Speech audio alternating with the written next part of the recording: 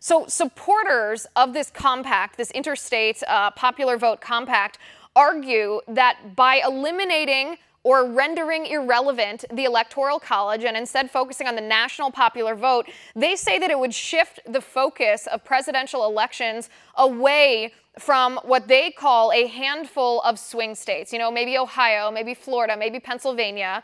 They say it would shift the focus away from those states.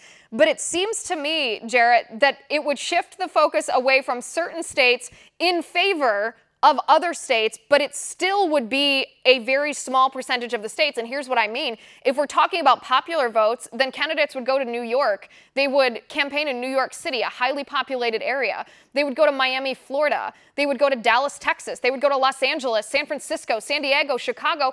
And if you draw a line between all the cities that I just mentioned, it's around the outside of the United States. All of those Midwestern states, the heartland of America, the flyover states, would be ignored. I think you hit the nail on the head. I think that's what many, especially on the left, I think it's not just the states change. It's that they want to target only the big cities. I mean, that's really what this will come down to. A lot of these big cities will have most of the power. And I think for many on the left, they see the 2016 election. They see, frankly, almost their entire voting populace came from these big cities. They've lost in rural parts of America by an extreme margin.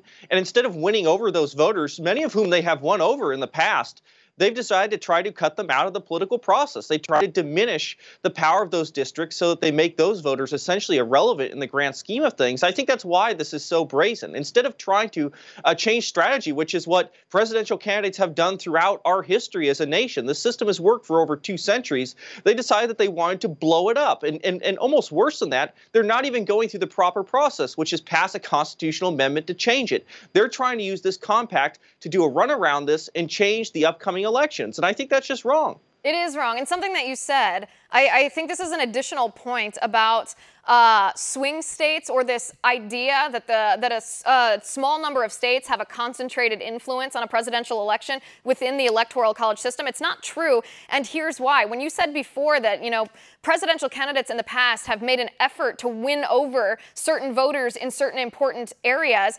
if you look at the history of swing states change all the time. They change almost generationally. A swing state that is a swing state today may not in 10 years be the state that we're focusing on. And we know that because we can look at the history of our country. I mean, California, for goodness sakes, used to be a swing state, and now no Republican even deigns to come here and campaign because they know they're never going to win this state. That changes, and it changes based on the behavior of the presidential candidates. And what ends up happening is that's a good thing. Different people from different areas of the country get their input in a presidential election, versus New York is always going to be highly populated. San Francisco is always going to be highly populated. If they had the concentrated vote because they were highly populous, that would never change.